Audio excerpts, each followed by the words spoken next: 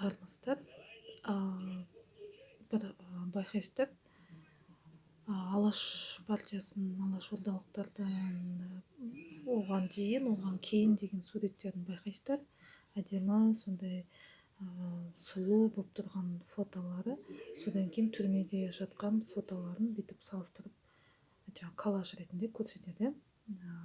Большевиктер соған кінәлі, дұрыс, Кремль кінәлі, большевиктер кінәлі, бірақ оны сатып берген өзінің қазағы бір. Екінші, ол алаш ордалықтардың 90% қатындары орыс.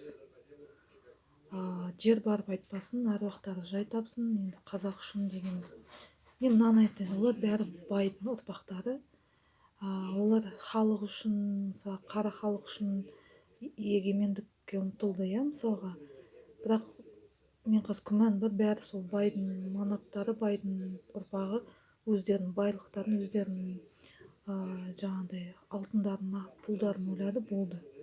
Халықты ойлаған мен адам көрген жоқпын. Мен Рысқұловты білем, өйткені менің бабам сол Рысқұловтың салған темір жолында аш қалмай, қара нанды талонмен алып жеген, көзін көрген адамдар. Мысалға Рысқұлов революционер, большевиктермен сол Лениннің саясатын, пролетариат, жұмысшы таптың саясатын жүргізген мысалы Рысқұлов. Ол да мысалға ату жазасына кетті. Бірақ ол кісі бай манаптың баласы болғанмен де, ол хан кәдімгі сол темір жол, халыққа темір жол салып, сол арқылы қанша қазақты аман алып қалды. Ал басқа мынау Арқаның, Торғайдың, Семейдің, тағысын алаш ордалықтарды, қазақтар, бірақ шежіре бұзған қазақтар. Шежіре бұзу деген не? Шежіре бұзу ең үлкен күнә.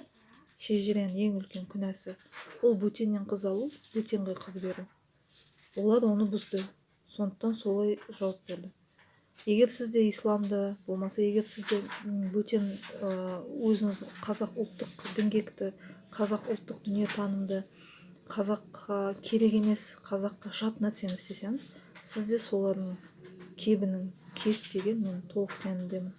Өйткені қай қазақты мен көріп келатырмын, өз ұлтын сатқан, өз ұлттық дүниетаным, тәңірлік дінін, ана тілін, шежіре заңын сатқан қазақтар ешқайсысы оңып келген жоқ.